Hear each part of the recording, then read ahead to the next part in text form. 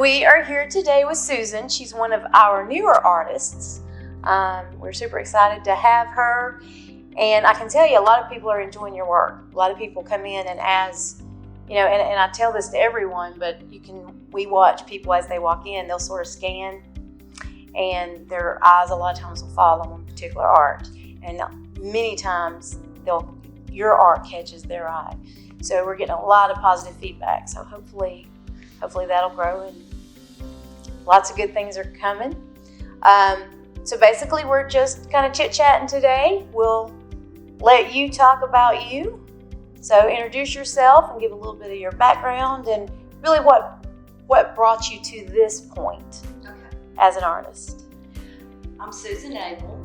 I grew up in Rockmart, which is close to Rome, about 20 miles from Rome. Lived there all my life until I went to college. Went to a college in LaGrange and 2 years there and then transferred to University of Georgia, where I met my husband and, that's where the story began there. But I always thought that I would go to college and do art. I was the kind of kid in high school that I liked to sing, so I was in musicals and I was always the one painting the backdrop too. So I was behind the scenes. I liked both. I liked the messy and I liked, being part of the group that's the music part. But folks were afraid that I was going to be a starving artist. I think my dad had the image of those artists standing on the street selling their velveteen paintings or something. I don't know.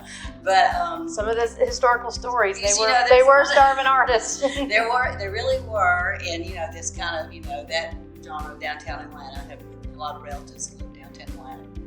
I used to go to Atlanta quite a bit to visit them, and it's just like, and I think they made a little mistake there, because when I was not quite 17, I was my French teacher in high school, went with a group to Europe for the summer.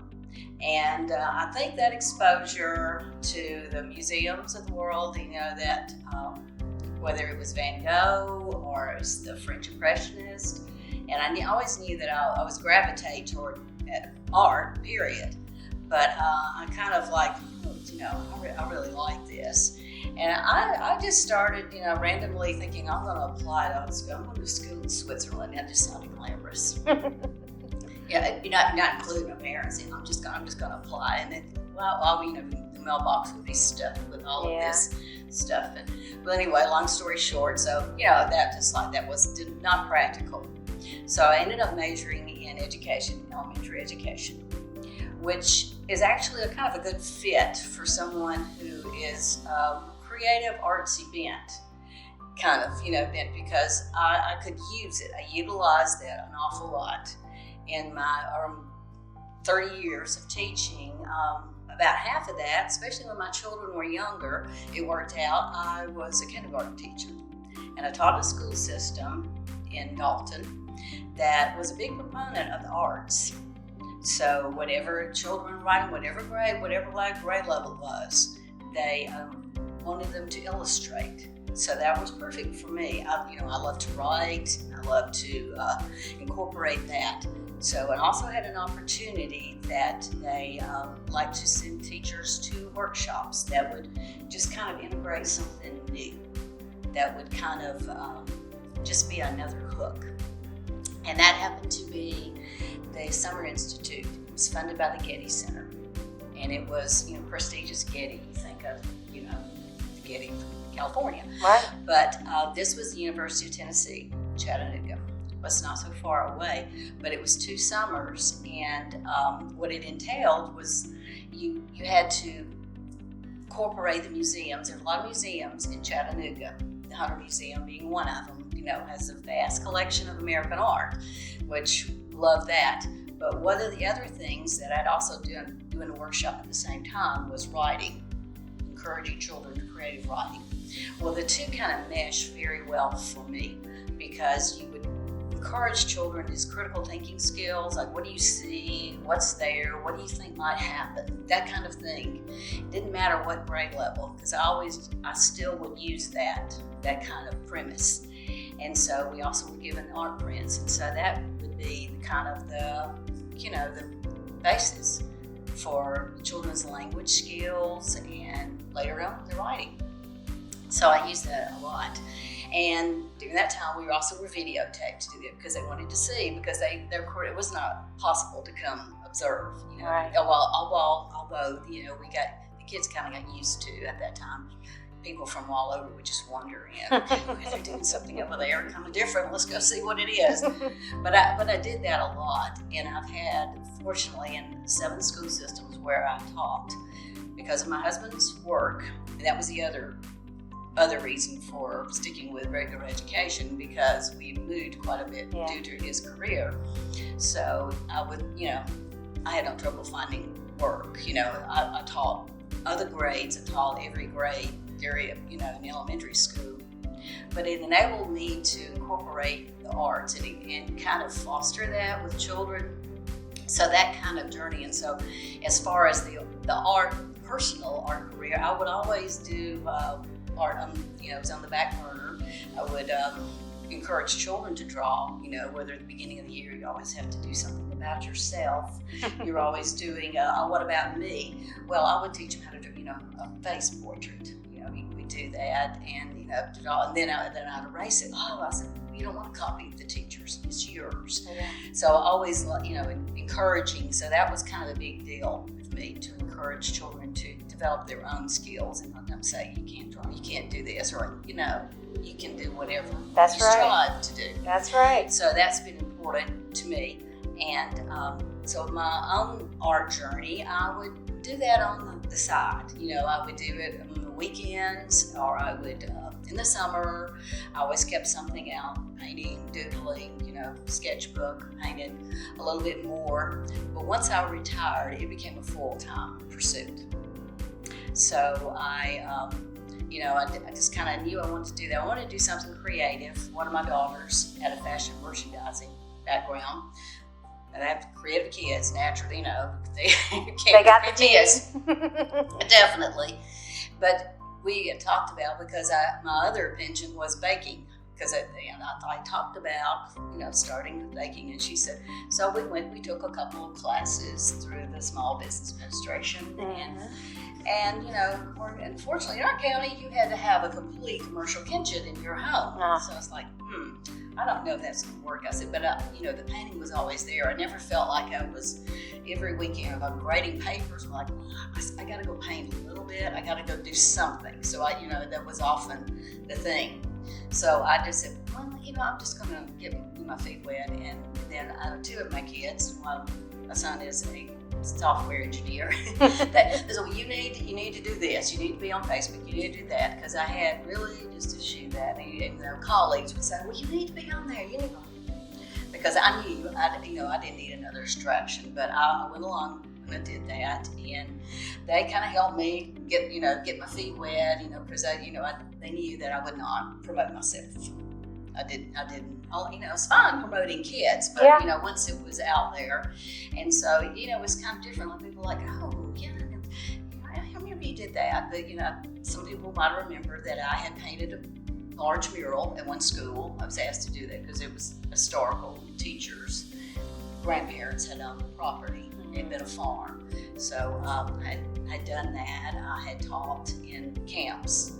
That kind of thing in the summer. Yeah. So it was kind of like people, oh yeah, I forgot you did that. But then you forget, if someone's teaching math, that that I said, this is actually what I do.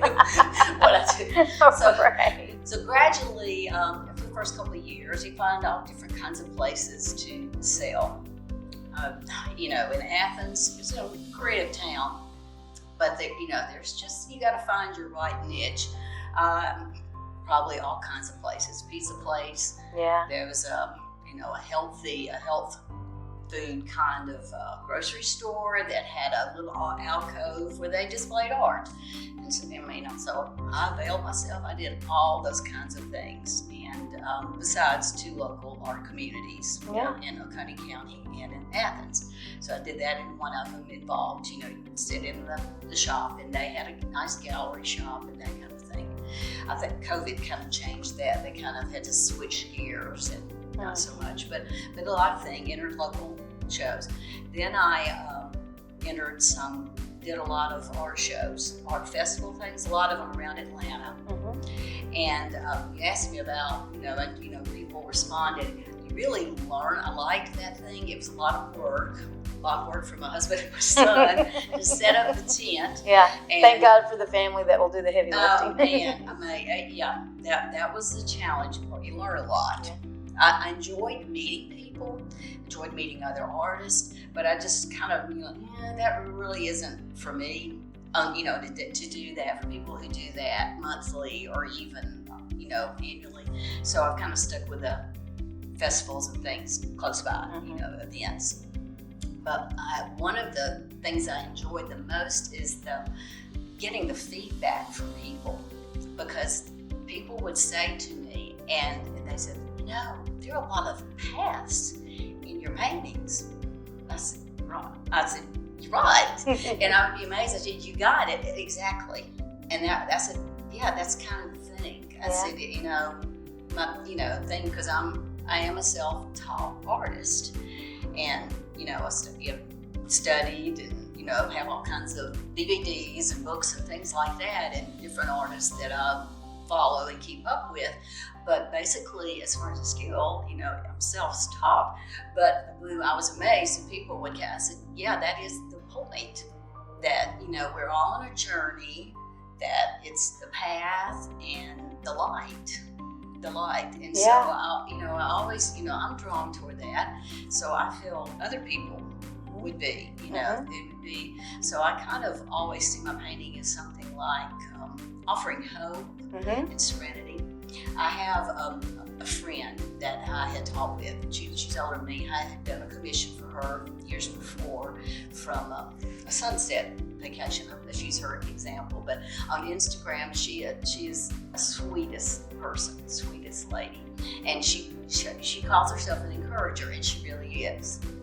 She'll say the kindest things to me. And I said, because she and her husband can no longer go to that vacation spot, but she tells me that painting reminds me of the place. And that means a lot to me, And so that is one thing. I want to capture something that maybe reminds you of a favorite place or somewhere in your childhood, but something, that is a connection. And she's always picking up on that, and she'll say something in the comment section like, oh, I love this. This is so peaceful. Oh, I just want to go there. Oh, this reminds me of my grandparents' farm, or something like that. And I said, oh, thanks for that. Yeah. Because that's the whole point. Yes, absolutely. Absolutely. And it's beautiful that you say that, because the theme for us, a lot of the mission for the gallery, is that art speaks to people. Yeah. And it speaks hope, it speaks comfort. And I always want to make sure that we're projecting positive. And even as a self-taught artist, what I'm hearing you say is there were many years that you planted seeds. So that's a big thing for us as well. And so now I know exactly why you fit in so well with our art family, is because planting seeds, those seeds grow. Right. So you planted seeds in those children's lives, right? Their creativity and your own. And when art speaks to a person and it speaks that happiness to them, you can't get that from, I don't know of anything else in our world that you can really get that from. And it's really kind of a personal thing, because an art piece will speak differently to different people. But that's what I feel like our purpose as artists is to plant those seeds into other people's lives, so that they do feel the peace. They do feel that calm. That beauty kind of brings happiness to them. So that seems to be kind of a theme that in all the artists I've met, that seems to be kind of a common motivation. And so I just think that's beautiful. And as you continue to do that and you paint from the heart, you will affect other people's lives in a positive way, even if it's just for that few moments. Right. It's very meaningful to know that it's great, things sell, but it means, it may sound strange, it's equally important that people find the connection. That whatever it is, like you said, whatever's in the painting that appeals to them. It's like, I always go back through my photographs. I have lots of photographs, and I go back and like, okay, all right, this is what I can do this, and my sketchbooks. That's what I do in the car. Often are doing that, and I go back, okay, what about this, okay, this is similar to this. People seem to like that a lot. Wonder what they like about that, so I'll kind of hone in on what was the appealing thing about it. Yeah. So, there is a whole lot of commonality there. Different people, different places. There's a lot of psychology behind the color, and especially the light. With that perfect sunset or sunrise. Right. And a lot of the historical masters really try to use the light to make that painting come alive. And even in some of the other arts, the performing arts, the written arts, storytelling, the emphasis comes out different ways, but it's just one of those, planting seeds is the only way I know how to say it. We're planting seeds. And when you look in hindsight, you can kind of see how that has occurred. So then to be purposeful with that going forward, I mean, what more could you want? Right. So what do you think your journey is kind of today forward? Will you just continue to kind of paint from the heart, or what do you think? People ask me sometimes, will I paint portraits or something like that, and I say no. Not that I wouldn't want to try, but I say no. I kind of am drawn to landscapes, and I do paint botanical, but for the same reason, a flower, because of the light, the way light is filtered. Anything God's creation, we're going to be appreciative. And I want to focus on, look at the beauty of this, and look at the detail in this flower, that's incredible. And sometimes that, I think, we don't notice things like that. I know myself, I love nature, I love taking walks, but it wasn't until I was being purposeful, out walking, and I started noticing, my neighbors, irises, and I would tell them to take pictures, lots of pictures of those and those. But it really is something that you have to kind of just think about. So I think probably I'll continue that, but I do like flowers, and I have done a lot of pet portraits that, one time done those. I like animals, but I think I kind of gravitate. I found I have a niche, and I and I keep a list of things that I've painted, or I go along with, okay, where's this? And it's funny that all my 3 kids, won't confer, but they'll send me pictures. My son will go somewhere, and he'll just take a picture, and no words, typical guy, no words. Yep. Guess where I am? He'll be, was in the mountains. And he'll know that he has an eye for that. He does. He really does. The gene is there. He has an eye for that. And I'm like, okay, that's good. And so the next one, maybe somewhere else, he takes a picture. And one daughter will find, well, maybe you ought to just do one, I know just a transit, just one single palm frond or something like that. Like that. And that they notice that. And the other one will pictures of animals, because that's what she does. That is a relationship too. Right. Yeah, so I a picture so we communicate through Yes, absolutely. A picture is truly worth 1,000 words. And then when you can paint that and extend the message. Oh yeah. That is a beautiful thing. So you live in Athens. Yes. And the plan is to stay in Athens. We talk about when my husband really retires that we would like to have somewhere on the coast, maybe part-time, also a gallery on Florida's coast. So it gives us a reason to go to either coast, but we've talked about, just having somewhere just to get away and then rent it out when we're not there, or, our family can use it or something like that. But basically we see ourselves, hope so. We've been doing a lot of home improvement projects, so but enjoy them for a little while. That's a deciding factor. Well, and Athens is a wonderful area. I mean, I'm a Georgia Bulldog. Yeah. I'm just going to throw that out there. We're definitely at home divided at my house. Are you? The husband's Georgia Tech, I'm UGA, but what does he know, right? So Athens is a beautiful area, and there is a lot of art there. I think more diverse art. More diverse, a lot of abstract, which I have an appreciation for, but a lot of, different kinds of that more appeal. Now, whenever I sold things, it was through the art center, which I revamped. So, I sold art through the gallery. It was part of the guild. And when they kind of downsized that, changed that, and then I had to have surgery, I said, okay, well, it's time to do something else. So I just focus on the community one in Oconee County, closer where I live in Watkins. Yeah, very familiar with that area. So that's a good plan. And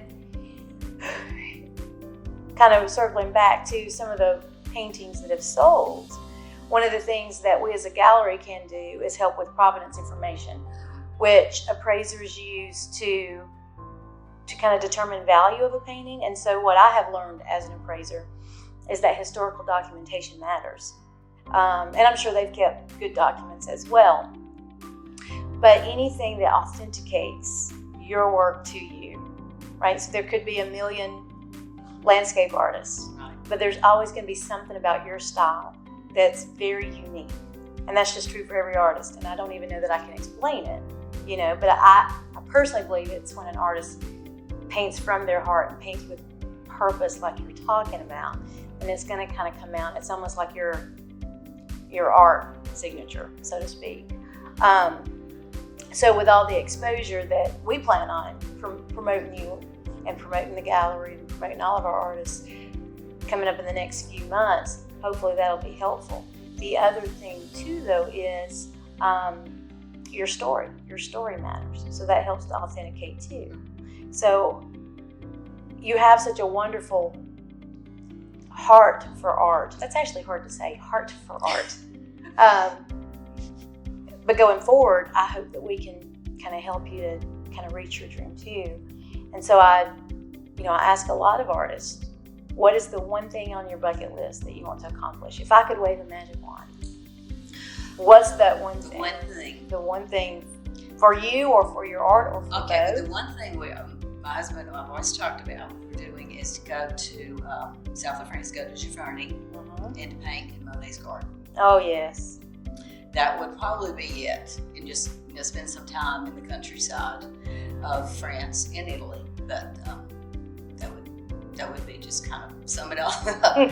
There's an artist I follow who teaches a lot of workshops, and I point out to her, and she's very easy. She spends a lot of time in nature with her dogs or a horse, but I was like, one day I'm going to do that. Yes, absolutely, and that's very doable. That's a very realistic goal. Yes, it is. Do you do a lot of plein air painting with your landscapes? I don't so much, but I need to get another kind of easel that can do that. I have 3, but one I just keep on the back deck, just kind of like a telescoping. It's like a tripod kind of thing. And then I have 2 of the nicer conventional ones in my little studio space, converted from a bedroom. But I take a lot of photographs, and what I do when I'm in a location, so like Jekyll Island, is I'll do a lot of sketches and keep a lot of watercolor pencils. And I have tablets, and I have watercolor paper, and I'll do that sometimes. But I'd like to do a little plein air, but mostly I've done it just in my home, my yard, my deck, something like that. And I work from my photographs. I took several of those. This is Creighton Beach sunrise, but these. This is actually my favorite. It is. And that would be my second. Just so peaceful. It makes me just want to kind of walk into it. That was, I think it was in the Tavern Gardens. Oh yeah. Take a lot of walking trips, Cumberland Island. But these are places we went. But that it might, when you know that, it might be something to someone else too. Oh yeah, we were walking around that hill, hiking around. We didn't know where we were going. It's an adventure. It's like, okay, there are no people. So it can keep definitely going. Definitely tell the story of an adventure. Well, and I know historically the masters who did some of the plein air painting that took days. It did. And it was a lot of work. And so I'm not so sure that's realistic. It really isn't. I kind of think a lot of artists do take small panels, take them out, and do what they call a study. And do that all in once, and then go back to their studio and do it larger. So that I kind of more of that, that thing, I think in that terms. Because I would imagine that I would think I would have to have everything. Yes. And then you're fighting the wind and the rain. The wind and the weather and yes. I would get hungry. Ants, yes. Yeah. I'll think about that. But I do watch all those areas. I admire those people that, no matter the weather, they're out working. Or I've seen one artist that the weather didn't work out, and I guess she was in the mountainous area. She ended up having to get in the back of her car. Oh, wow. But she got the little painting done. That's commitment. Absolutely. Well, and I think when an artist perfects their process, so as you're saying, even working from a photo, if you're there, you have the visual. Right. Versus just pulling a photo up off the internet. You're going to miss out on some of those details. But if you're in person seeing it and you have the photo or the study, and then all of that translates onto the final canvas. Right. I mean, that process is, what more could you want, right? Right. That's it. Well, I'm excited to hear you mention Monet because he's actually one of my favorites too. Yeah, that's my favorite. So maybe we'll plan a gallery trip. Maybe so, yeah. France. That would be a good one. I could, go back and reread all those coffee table books I have.